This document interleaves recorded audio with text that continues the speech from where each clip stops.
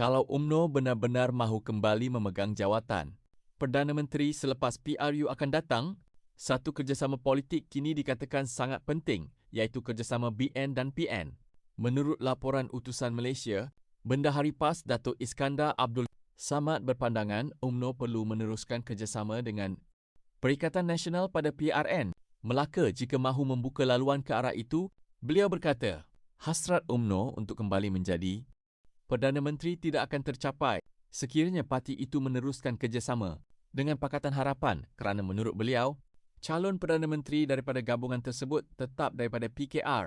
Iskandar berkata, kerjasama BN dan PN di Melaka perlu diteruskan bagi memastikan sokongan terhadap kedua-dua gabungan itu dapat berlanjutan sehingga PRU akan datang. Beliau turut merujuk kepada perkembangan di Negeri Sembilan yang menurutnya menunjukkan lebih 70% pengundi Melayu menyokong gabungan BN-PN. Katanya, momentum tersebut perlu diteruskan di Melaka jika kerjasama itu terhenti di Melaka. Beliau berpandangan momentum tersebut mungkin tidak dapat dibawa sehingga PRU akan datang.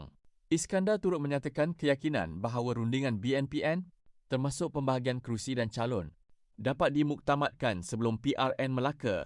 Menurut beliau, PAS dan Bersatu ketika ini mempunyai kerusi yang dianggap penting dalam struktur DUN Melaka. 2 kerusi parlimen yang dimiliki PAS dan 1 kerusi milik Bersatu merangkumi 14 daripada keseluruhan 28 kerusi DUN di negeri itu. 5 kerusi berada di bawah Parlimen Masjid Tanah, 4 di Tangga Batu dan 5 lagi di Jasin. Justeru, Iskandar berpandangan, BN perlu bekerjasama dengan PAS dan PN berdasarkan apa yang didakwanya sebagai sokongan rakyat yang tinggi terhadap gabungan tersebut. Namun begitu, perlu diingat bahawa kenyataan mengenai UMNO kembali menjadi Perdana Menteri itu merupakan pandangan dan pendirian yang disuarakan oleh Iskandar Abdul Samad, bukannya keputusan rasmi mengenai calon Perdana Menteri selepas PRU. Apa yang menjadi perhatian sekarang ialah sama ada BN dan PN benar-benar dapat memuktamadkan bentuk kerjasama mereka menjelang PRN Melaka. Kalau kerjasama ini berjaya direalisasikan, adakah ia bakal menjadi langkah awal kepada percaturan politik yang lebih besar menjelang PRU akan datang?